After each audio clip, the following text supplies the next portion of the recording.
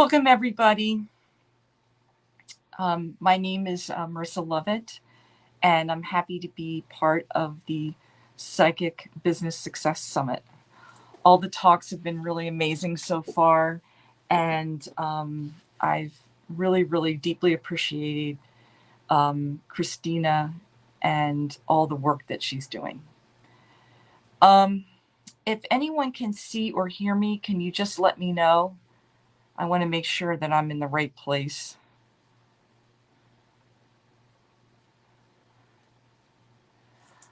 Okay, great. Thank you. Okay. This is a talk called Clairsentience, the Secret Language of Animism and Shamanism. And what I'm going to do first is I'm just going to ask for some help. So if you are in a situation where you can close your eyes, just close your eyes just for a minute.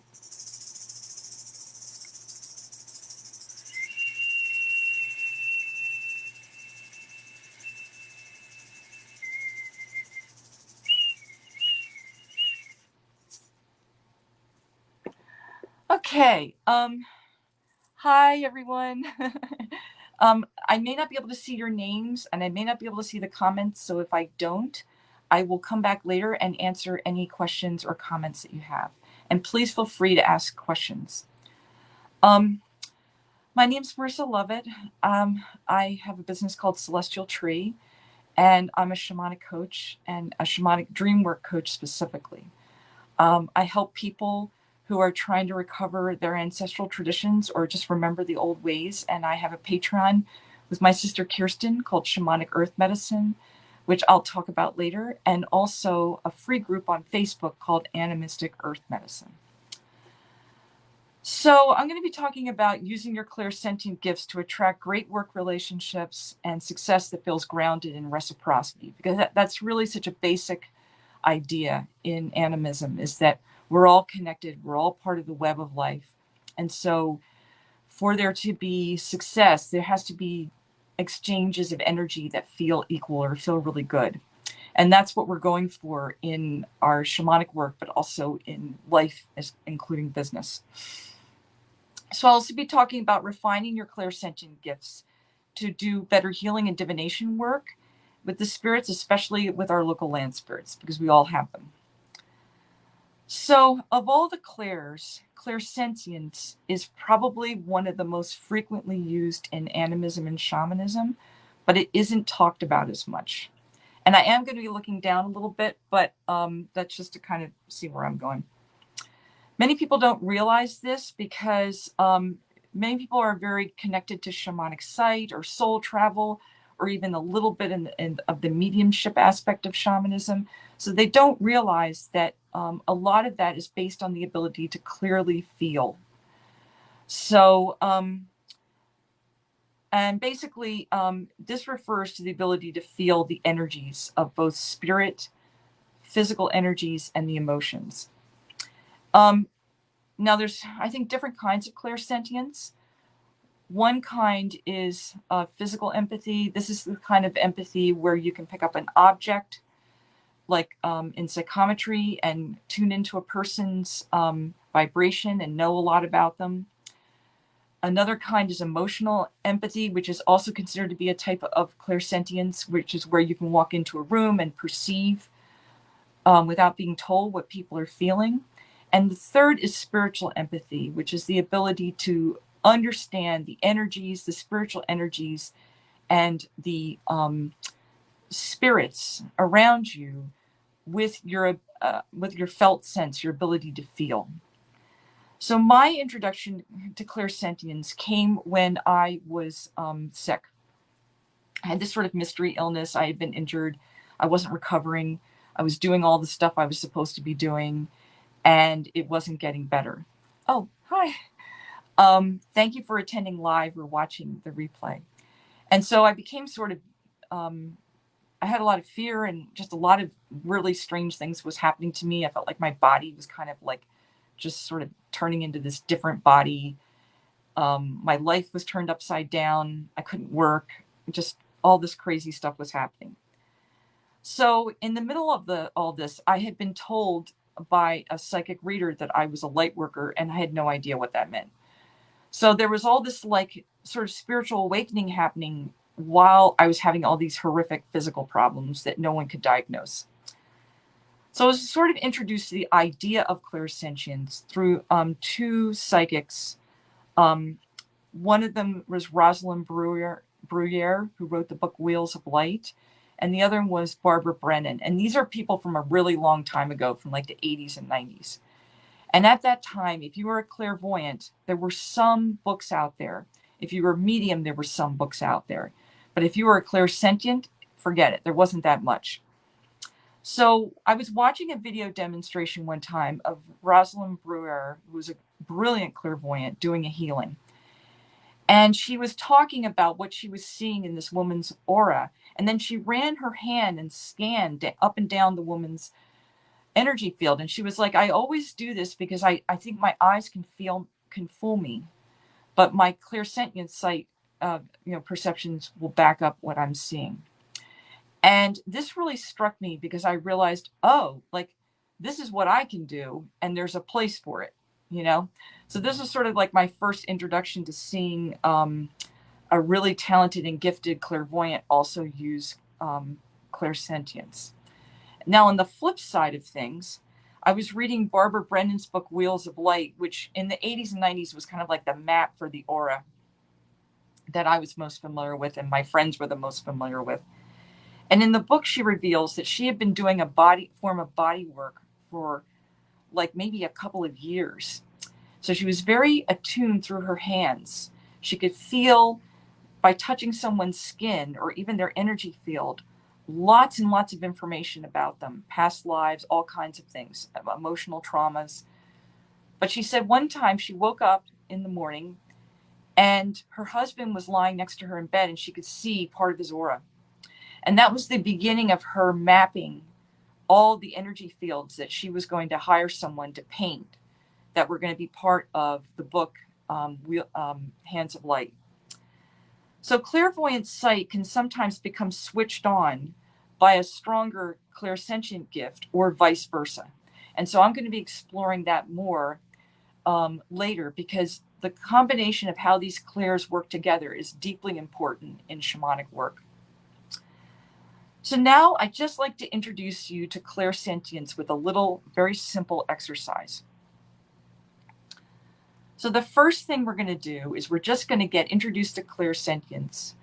We're going to work with another exercise a little bit later to work with spiritual energies of the elements. And then we're finally going to talk about how does this work in business and with your clients and in attracting soul clients. So first thing you want to do, and you've probably already done this before, especially if you're a healer, but just if you're in a place where you can have a few minutes, just take your hands and rub them together until they feel hot.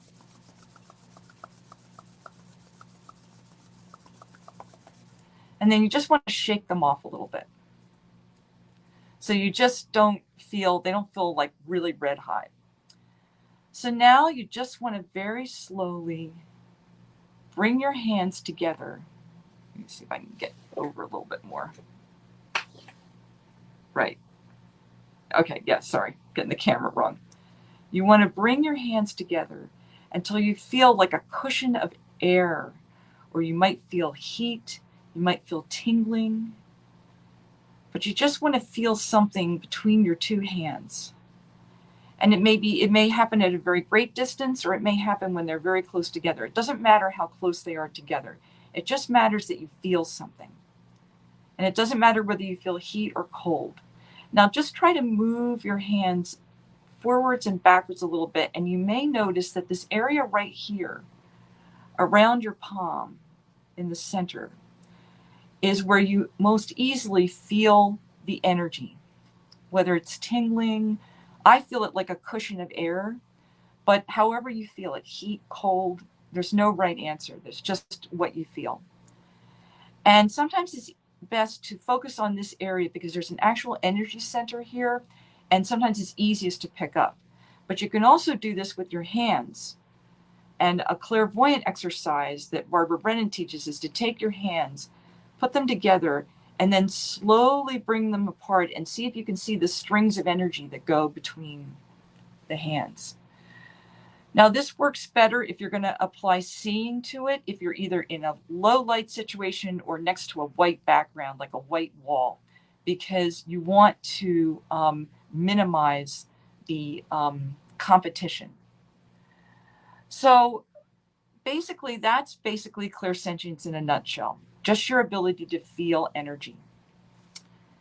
So now that you've opened up to this sense, the more you can track chakras in the central column of your body, which is what Reiki healers and energy healers do and shamanic healers do.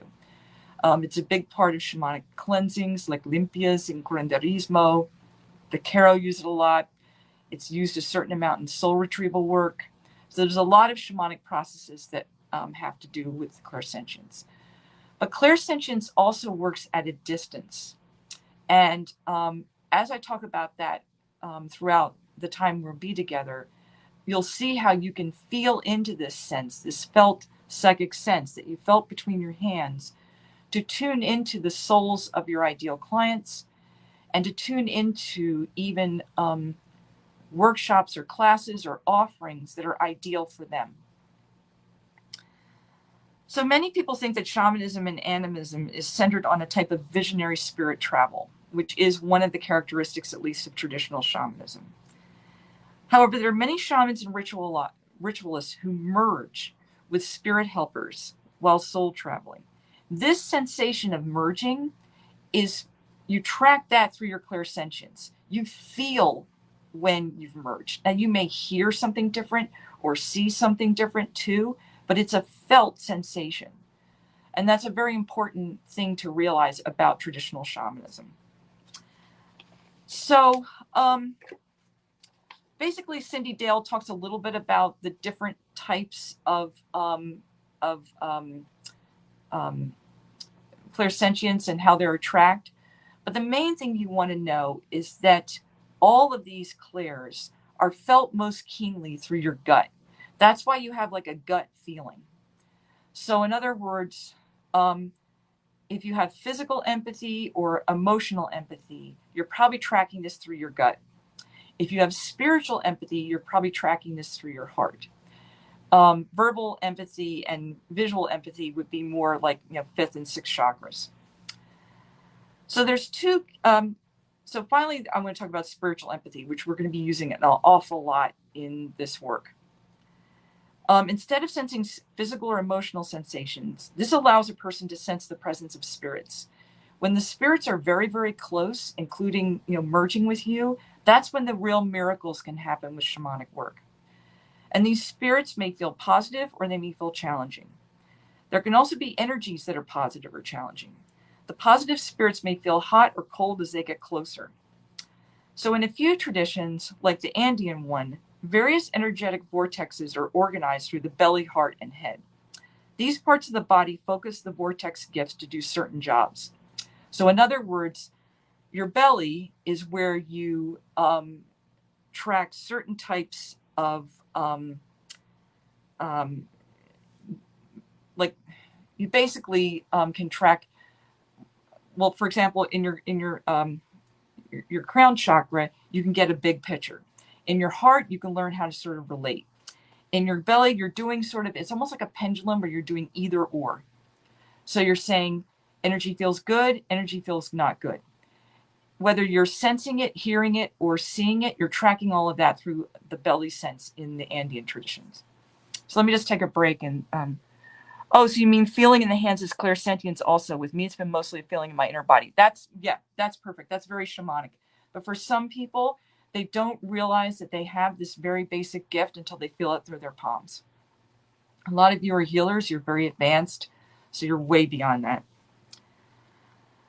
So in everyday life, if you're affected by the heavy energy of other people, you can use your clairsentience to locate positive energy. For example, I've been in times where I've been in a meeting with a group of people and there was a lot of really toxic energy. And I'll just go over to like a potted plant when we have a break and stand next to it. And I feel immediately like 100% better, like my regular self. And then I can take that back into the meeting and do whatever clearing or grounding I need to do to make sure I stay like centered. So this way, if you get knocked off balance, the same part of you that can feel the unhappy energy can feel the good energy. You just need to trust that part of yourself. And so it can also help in business decisions. If you have a strong physical empathic clairsentient, your senses can help you recognize a business opportunity where someone else might see junk. This is really if you've got a really strong physical empathy where you can feel other people's physical symptoms in your body, or you can do psychometry. You might also be the kind of person who could go to an antique shop and see a chair that everybody thinks is a piece of garbage, and it's worth a lot of money. So it's that kind of ability to physically touch your money that can be part of physical empathy in the business world. Emotional empathy, this is basically you need to track how you feel about a business decision. And if you don't feel good about the people you're working with, it's not going to work. Spiritual empathy can be more your spirit helpers show up really, really dramatically when you've made a life-affirming business decision. And if you're wired this way, you're probably not going to find success the way other people find success.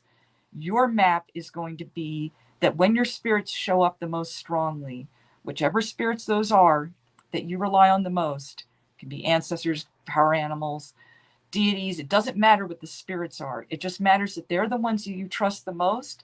And when they show up, then this is important. I need to pay attention to this. This is a life-affirming business decision. So these are just very basic ways of doing this, and we'll talk about more complex ways of doing it in a few minutes. I missed what you said about stomach sensing. Which sentience is associated with that one? Basically, in Cindy Dale's way of working, the solar plexus center is the organizing chakra for gut feelings, physical empathy, where you're picking up on someone else's physical sensations, and emotional empathy, where you're feeling feelings that are not yours. You're getting all of that through your gut. If you're tracking angels or demons or heavy energy, you're working through your heart. That's her system. So you just kind of, this is really good. Having a system like that is really good for people who are getting multiple streams of information, which is very common in shamanism and animism, where you're hearing, seeing, feeling, getting downloads all at the same time. And you just need some way to organize this information so that you don't go into multidimensional overwhelm. Like Ian McShane on the British TV show Lovejoy, he was an antique divvy. Cool. Yeah. I love that. Yeah, that's great. Yeah. And some people can do that with houses. They just know. They know a deal. And it isn't just based on their knowledge. It's a psychic sense that they don't need to. Now, the other way that can work is you're physically drawn to the location of where the deals are. That's another way that you can track it through that kind of physical empathy. So spiritual clairsentience need to understand the difference between clear and unhelpful spirits. Sometimes this unhelpful spirit can feel, or energies can feel like a dark cloud. And the way you know you're in contact with it is your energy drops. So usually when your energy drops, if you're a spiritual clairsentient, you're probably in touch with some kind of heavy energy. It could be a cord. It could be just some kind of random weird energy going through the neighborhood, or it could be an actual being. It could be a wound that's in the land. It could be something from your ancestors. But it's just important to understand that that's your signal. You may not see or hear something, but when your energy starts to drop, you need to ask yourself, is this physical or am I connecting with something energetic? If there's any doubt before you work with a spirit about how it feels, don't proceed. This is my feeling. Now, obviously, do what works for you. But in my world, I don't merge with a spirit unless I feel really good about it. Sometimes a helpful spirit may feel off because there's unhealthy energy connected to my aura. It's almost like a dirty window shield. I can't see through it because there's all this gook on it. And that's one of the reasons why excuse me, it's really, really important to have good energy hygiene in shamanic work and animistic work, because your energy field is, it's not just the spirits that are working, they're working through you. And your energy field, as well as your body, is how you stay clear enough to get the goodies. And the goodies are, if you want your spirits to show up and tell you when you're thinking about teaching a class and you don't know if it's going to sell or not, it really helps if you have a positive charged spirit body to work through. All right, clairsentient practices to develop your gift or partner with the other clairs. Your ability to feel, or my ability to feel spiritual energies, can partner with my other senses. And this is very, very common in animistic work. Oh, hey, Mary, how are you? The example I mentioned earlier, where Rosalind Brewer was using her hands and her clairsentient ability to scan the woman's field while she was reading her aura, is just one example of how these abilities work together. So in this way, the gifts locate precisely where an issue is for the healing or a soul opportunity in life. So one of those helpful practices is to merge with the elements. In some traditions, the elements are the oldest ancestors or the first deities. They are found obviously in nature, so you can do this either indoors or outside. It's a little more powerful when you're outside. Many cultures include the elements in the world tree. So when you're connecting with the elements, you're also connecting with the world tree of creation that connects you with all the worlds, all the spirits, and everything that exists. So you're really getting tapped in when you work with the elements. As a clairsentient, I like to use my gifts to connect with them. And this empowers my spirit body and cleanses it also. And it's a really safe group of spirits to work with. So there are many specific practices that from the animistic traditions that do just this. This is one from one of John Perkins's book. He wrote Confessions of an Economic Hitman. But what a lot of people don't know about him is he also was trained by an Amazon shaman.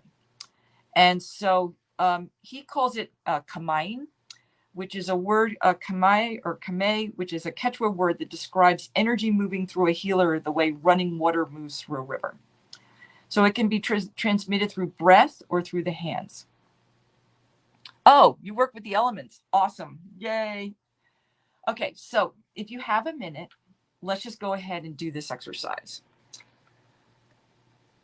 So I'm just going to go ahead and light a candle here. And if you want to light a candle yourself, that's great, or light some sacred smoke, whatever works for you. Or if you're in a place where you can't do that, you can mentally like make a spirit offering in your mind's eye. That's just as good. And so we're just asking our most powerful spirit helpers, the ones who love us, to be present while we do this. So if you can see a window, great. And if you can't, then you'll just have to visualize until you do this outside. So ideally, you would do this facing the east and in the morning.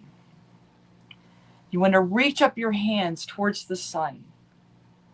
You cup a little bit of the sunlight in your hands and bring it down into your heart. Now you want to bring some of the clouds, which represent the water, and bring it down all through your body. You want to tune into the earth energy. Maybe have your hands pointing down, your palms pointing down. And you want to scoop up some of that earth energy and bring it into your belly. Because in many traditions, the legs or the belly is where the earth is. And then finally, you want to draw in the wind and just breathe it in and have it go all the way through your body. Now, just for a moment, you feel these four energies: sun for fire, the clouds for water, wind and breath, and the earth that supports us all, mingling together in your body and creating a fifth element, which is ether. This is one of the most powerful elements in the animistic traditions, and one that is usually associated with animistic or shamanic work. So the shaman or animistic ritualist is standing in the center like the storm, which combines all four elements. So you might feel a little bit more charged up, hopefully, if all works well, and a little bit more balanced and clear. Aether, yes, ma'am. Cool. So I hope that felt good. Um, and please let me know if you had a good experience or not. Now, once you have energetically connected with the elements, now you're ready to go out and diagnose while you're taking your walk. So you've energetically connected with the elements, and you want to see if you're out of balance. Felt wonderful, feels great, awesome, yay. So we're just going to play with this polarity because elements are different in different cultures. So in this polarity, water and fire are opposite, wind and earth are opposite. So you go out in nature, and let's say you're having a business problem. First, you want to see where you're elementally out of balance. So ask your guides or intuition to let you know which element is out of balance. And this is easy to do when you're outside because you're usually in contact with all four elements. So you just sort of like ask yourself, which element do I need? So if your eyes are drawn to leaves moving in the wind, then you would say, okay, it's wind. If you're drawn to a sprinkler or clouds, it would be water. Or if you're lucky enough to live near, a river or a creek. A shaft of sunlight, fire. The ground, earth.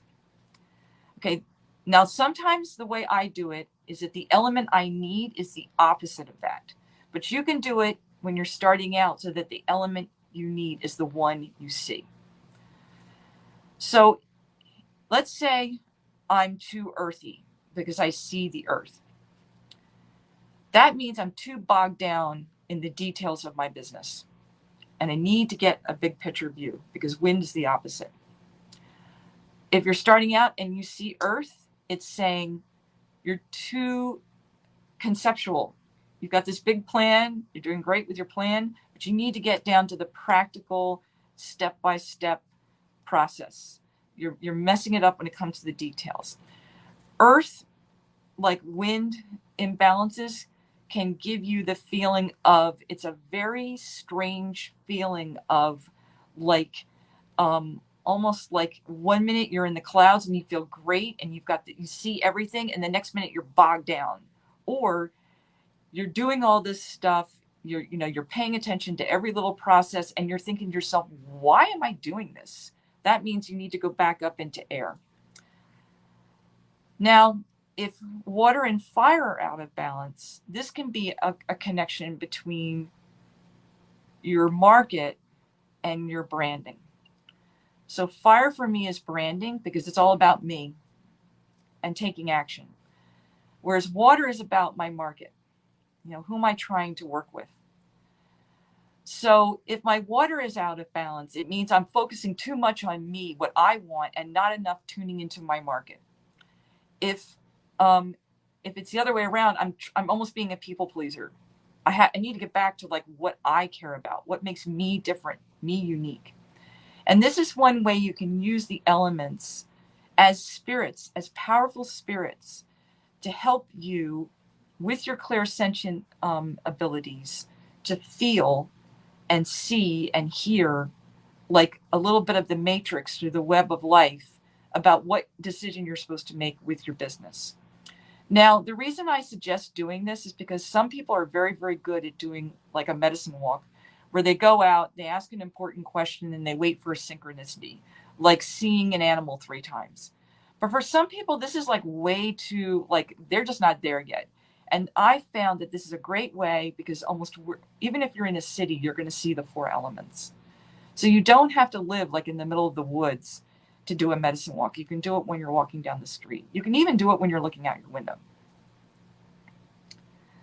So Nikola Tesla talks about ether. Yeah.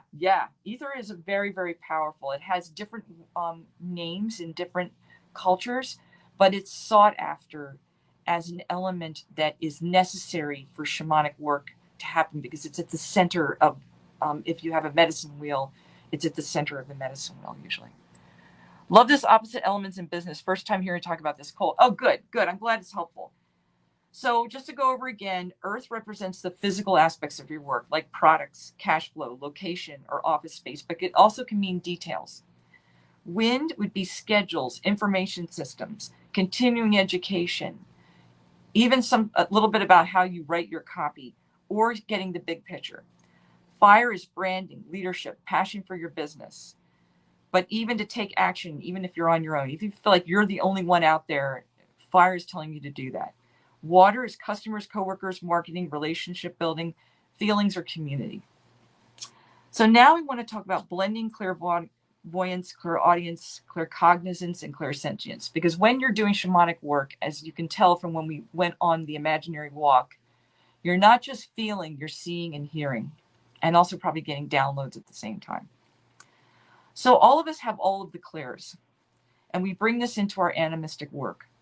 People see spirits during shamanic work journeys. They hear them speak. They feel their energies. They receive downloads. So you're already blending these clairs every time you do a journey or do a guided visualization or go to your altar. However, you may have one that is dominant for you. And if you do, you can use the others, especially clairsentience, to back them up. Because the one nice thing about clairsentience is that it's usually not off base. That's why people trust gut feelings. Even if the feelings are telling you that the energy is bad or the energy in your field is bad, that's still accurate information. For example, I am primarily a spiritual empath or clairsentient. I feel spirits, I feel souls, I feel like spirit connections easily. And I can sense when they're close or far away. And I think many, many people can do this. I also have emotional and physical empathy as well. I see and hear energy. This is helpful in 3 ways: healing work, perceiving nature energies, and ideal client work. So healing work is, like, by definition, multidimensional work. And you know this if you've done Reiki. Like, you are like feeling the Reiki go through your hands or in the energy field of your client. You may be seeing the symbols, you may chant the symbols, you may hear the symbols, you may just get downloads. All of this is happening all at once. You may even taste or smell information while you're doing it. So I may feel the presence of a spirit during a healing and then smell Peruvian agua de Florida.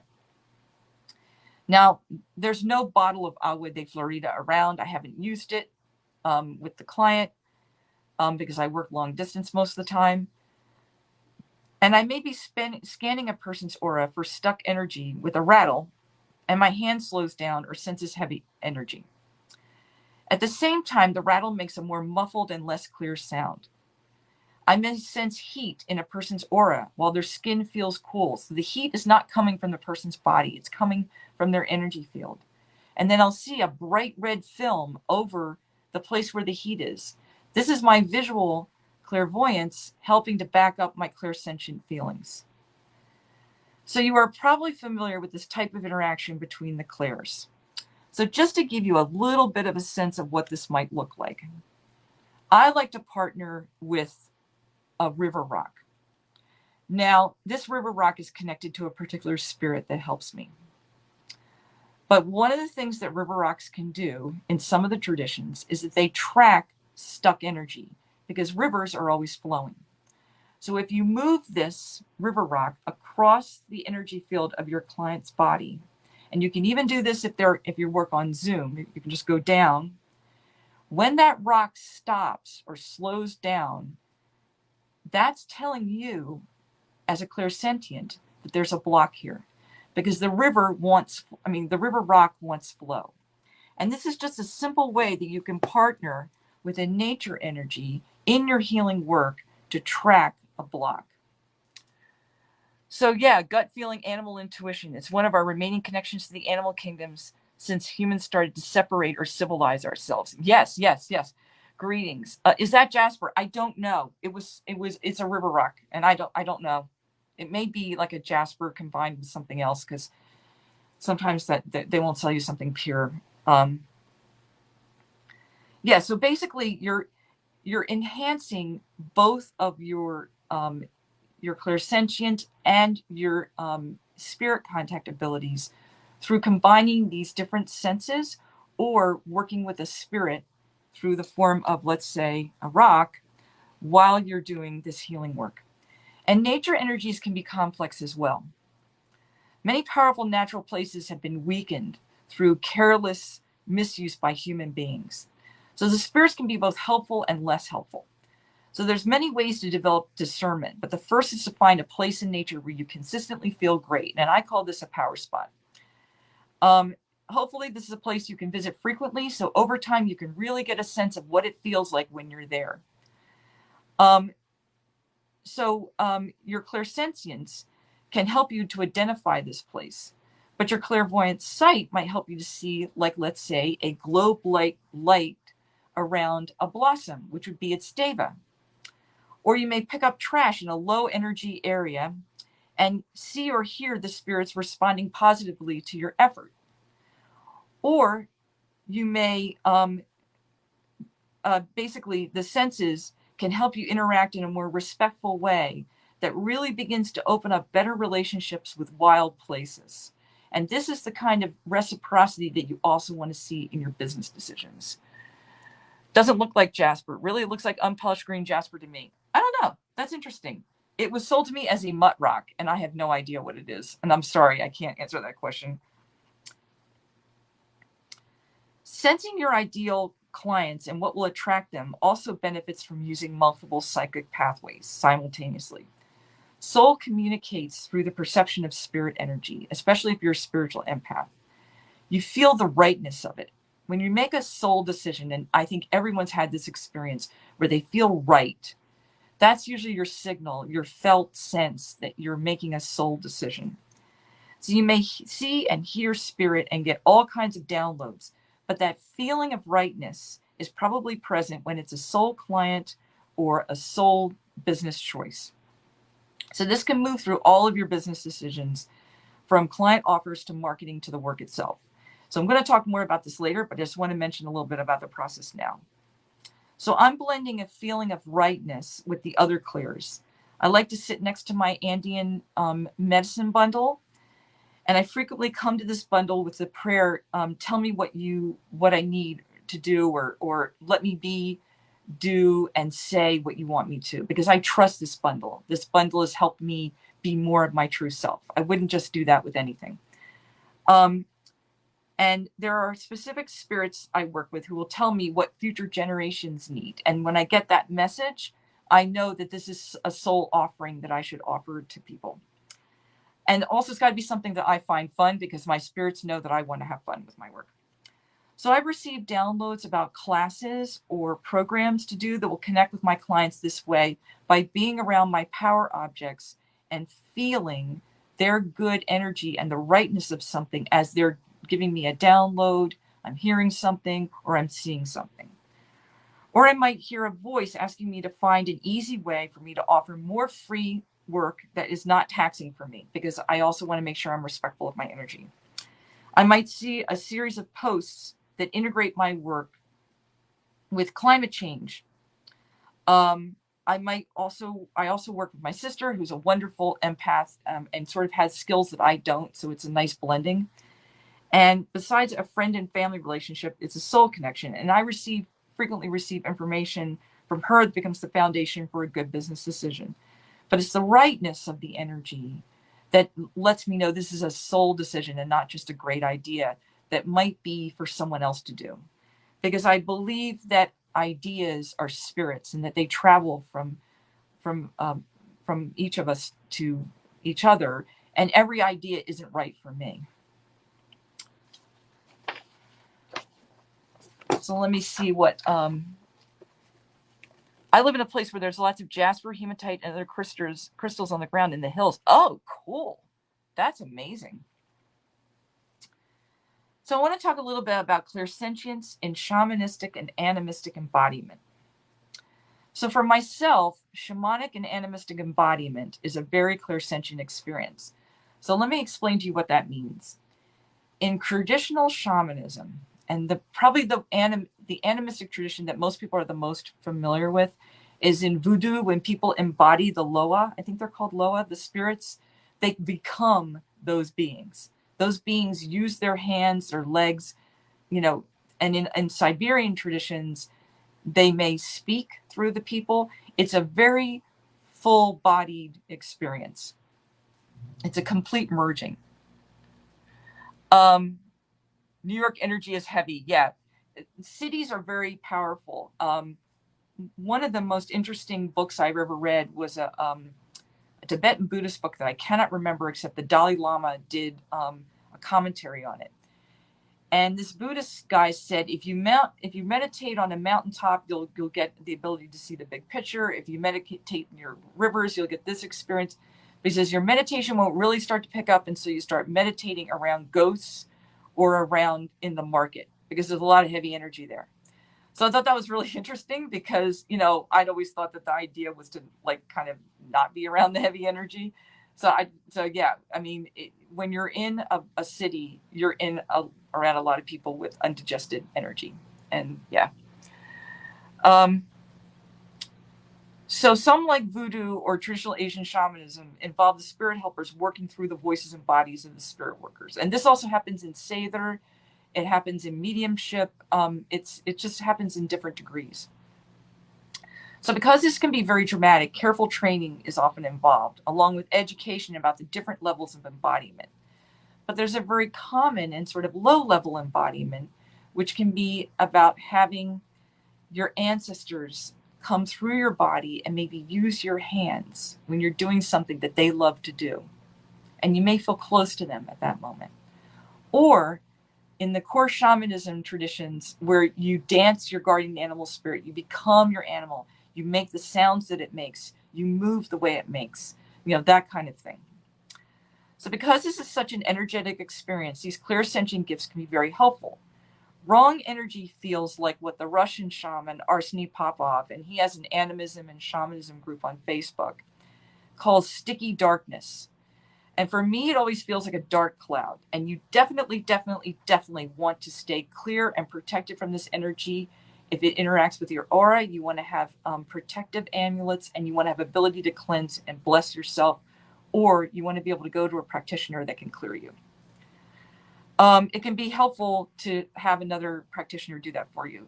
It's not bad. It's just part of the process of doing healing work sometimes. So in the Andean path, the aura can be expanded and used to touch energies or merge with them. This can be done with groups of people. Have you ever walked with a group of people who are happy or excited? You may have felt a collective bubble of energy around them that was sort of propelling you forward. I've also experienced this while snorkeling, and you're in a group of fish, and you're sort of in their flow wave. People sometimes talk about this when they swim with dolphins, but you don't have to swim with dolphins. You can experience this just in snorkeling with like any kind of fish, where you really become part of their field. So when my teachers on the Andean path taught me to expand my energy bubble, I had a similar experience of like collectively merging with other people's bubbles. There's a lot of ghosts. Yeah. So now I'm going to talk a little bit about case studies and discerning between helpful and unhelpful spirits and how this will affect your business. Believe me, business is going to come back into this. So close contact with spirit helpers is an animistic, obviously clairsentient experience. Sometimes you may feel heat or cold or all kinds of different physical sensations. There's ways of connecting spirit to spirit with your soul groups, including your soul clients, so that you solve business problems or attract your ideal people to you. Clairsentient sensing of souls can involve individual and group souls, as well as spirit helpers. I can have loose boundaries in some areas, so I use this trait to merge with helpful spirits. The first spirits I had was when I was in the abyss. And when I mean by in the abyss, I mean when I sort of run out of ideas and I know something new is coming, but I don't know what it is. I had not really started the next step in my business yet. And I was only working with people who were like giving me feedback in exchange for me being able to go to my mentors and have them say, here's what you need to correct.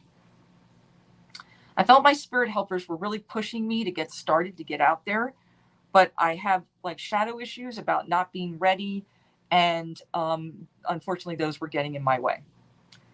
So I knew some good ways to work on the shadow issues, and I knew some good ways to, like, kind of get out there, but I needed a little extra help and guidance.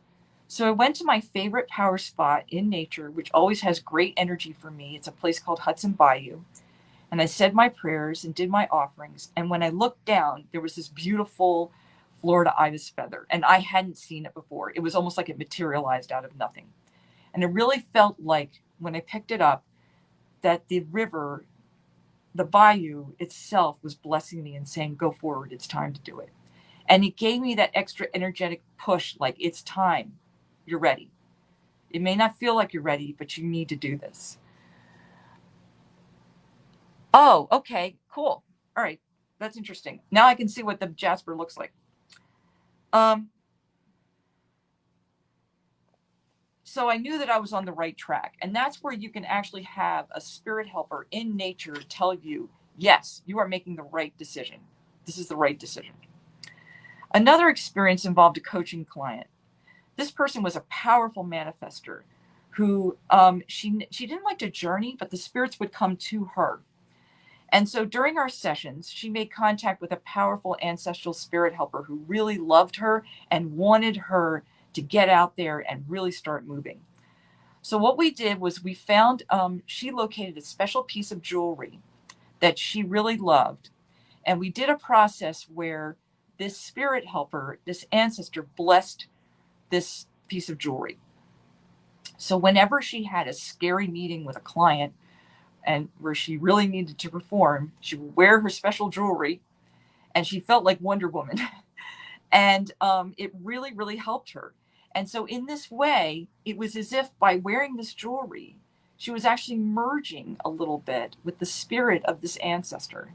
And it was giving her the power and the confidence of the people who had gone before her, who had solved these problems, that they were still with her in her bones right now today, as as she was living her life. Now, some shamanic clients I've had have experienced more dramatic embodiment experiences.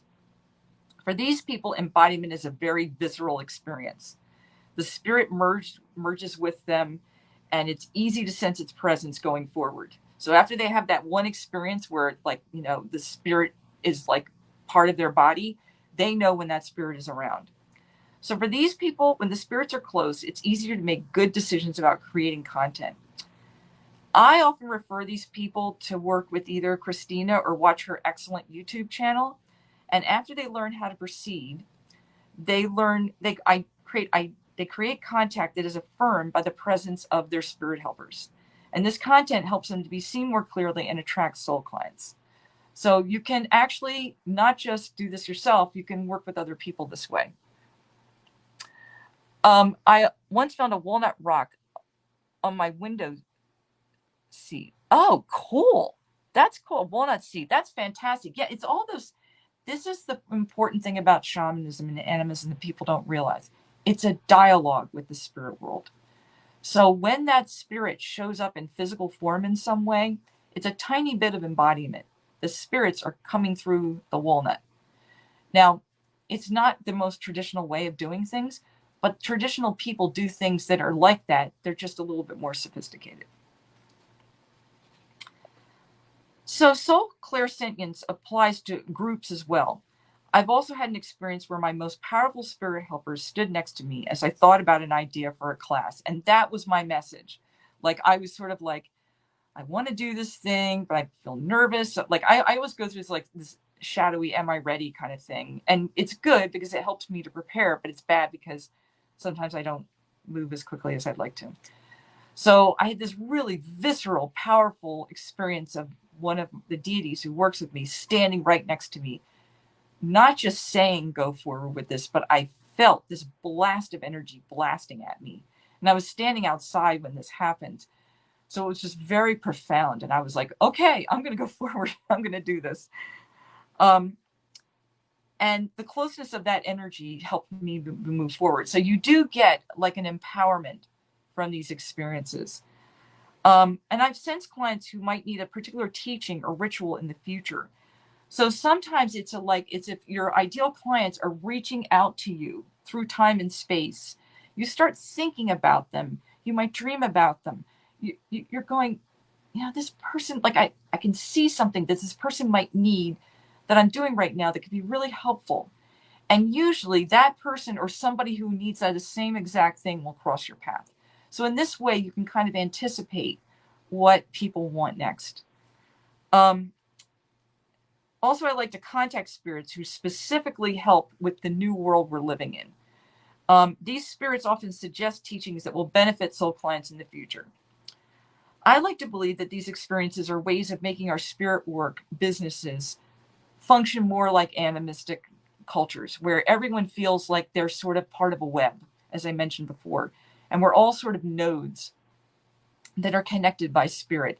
Instead of competing with each other, we're complementing each other and helping each other and kind of reaching out to each other, that kind of thing. And so the energies around this way of business feel quite different from the energies of being in conflict with each other or needing to differentiate yourself from your customers, from your competitors, that kind of thing. Oh, black walnut. Oh, cool. You took it to a shaman to tell me because you had no idea what it was. That's really cool. I have pieces of petrified mesquite wood and ironwood trees. That is fantastic. I love this. You guys have some really cool stuff. So I just want to say thank you so much for sticking with me so far. I want to talk a little bit about now some of the things I offer because community is a really important idea to me. So I have a couple of different ways of working together with people. It's my belief that community is a great way to bring back our psychic gifts and our clairsentience and our animistic and shamanic traditions. So for this reason, I've created a free gift that introduces a practice taught by Sandra Ingerman.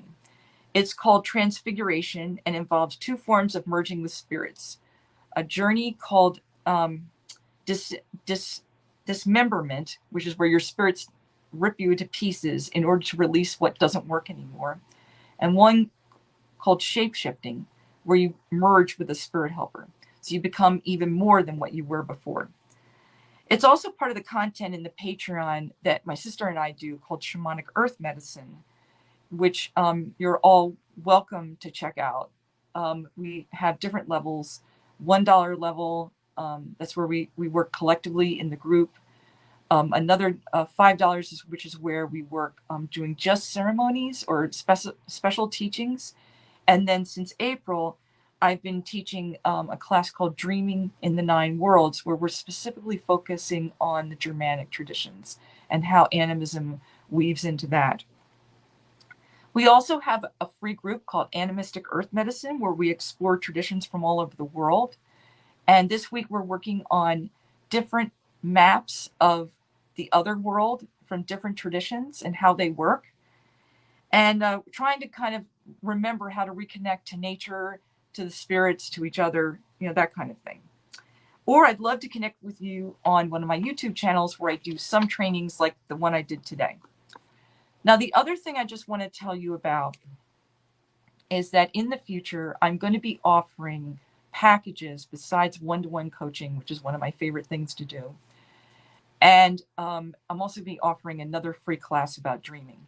So if you sign up for my free gift, you'll learn about all this stuff. The other thing you'll get with my free gift, not grift, is a really wonderful candle magic practice that I do because I love the whole road opener tradition, but I'm not part of that tradition. So I learned some spells that involve runes and keys to unblock the roads. And I work in a specific way, which you'll see in the free gift. And I work with one of the deities from the Germanic tradition, which for this corn dolly represents the goddess Sif, who also represents wheat or the harvest. But in England and places like that, corn is their word for grains. So since I live in Florida, the grains we have here are corn. So I work with a literal corn dolly. You don't have to work with runes or with Sif to do this ritual.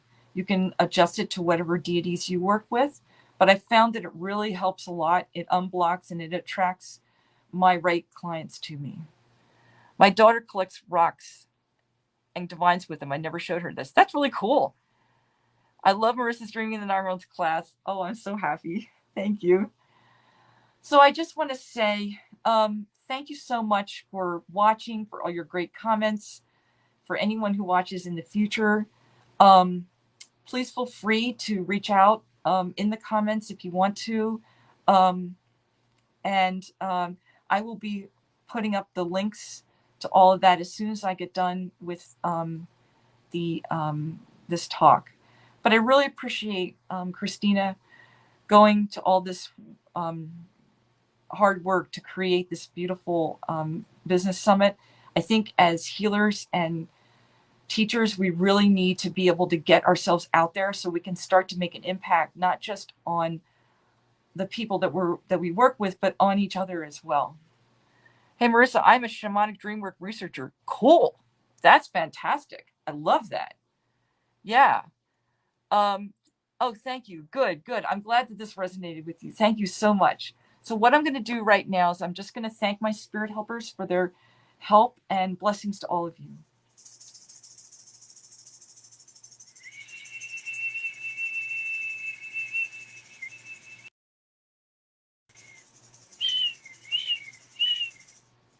Blessings.